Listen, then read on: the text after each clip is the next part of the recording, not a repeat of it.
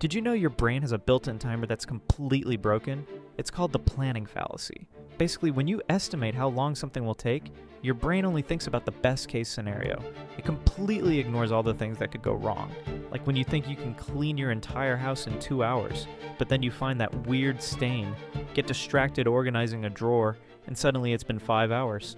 Or when companies launch products thinking it'll take 6 months, but end up taking 2 years because of delays, budget issues, and changes nobody saw coming. Your brain is an optimist when it comes to time. It remembers the one time everything went perfectly and forgets the 10 times it didn't. Here's the fix. When you estimate how long something will take, add 50% more time to your first guess. If you think it'll take 2 hours, plan for 3. That's how you beat the planning fallacy and actually show up on time.